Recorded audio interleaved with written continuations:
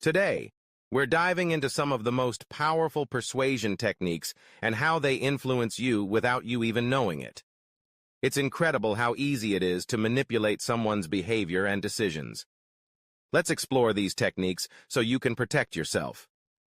First, let's talk about how subtle cues in the environment can change the way people behave. In one experiment, a good-looking guy approached women in a shopping mall, asking for their phone numbers. At first, he got a lot of rejections, but when he approached women in front of a flower store, the number of yeses skyrocketed. Why? Because flowers are subconsciously associated with romance. This simple environmental cue influenced the women's decisions, even though they thought they were making a rational choice. Mistake number 1. Ignoring subtle cues.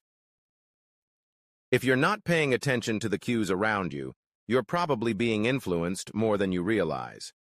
These cues, like the flower store, work on a subconscious level.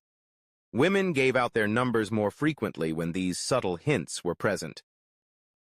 Mistake number 2. Not controlling perception. In another fascinating experiment, researchers tested how background images on a website influenced customers' buying decisions. People who saw soft clouds focused on comfort when shopping for furniture, while those who saw coins focused on price. When asked, they all said the images didn't influence them at all. But we know the truth. They did. So don't underestimate the power of imagery and words when trying to persuade someone. Mistake number 3. Overlooking the power of words.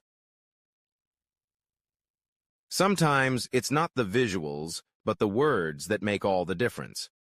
A salesman struggling to sell a $75,000 product started saying, "Obviously, I can't charge you $1 million," before revealing the actual price. Suddenly, $75,000 seemed like a bargain. Just mentioning a higher number first can reshape how people perceive value. Mistake number 4. Failing to create unity. Unity is one of the most powerful persuasion techniques. People are more likely to say yes when they feel connected to you. In one study, marketers asked participants if they saw themselves as adventurous before offering them a new energy drink to try.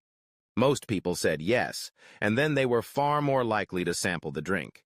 This tactic works because it makes people align their decisions with their self-identity. Mistake number 5. Not preparing the soil. Finally, think of persuasion like planting a seed. Your message is the seed, but if the soil isn't prepared, that seed won't grow. You have to set the right conditions before delivering your message. In all the experiments we've discussed, the message wasn't the only thing that mattered.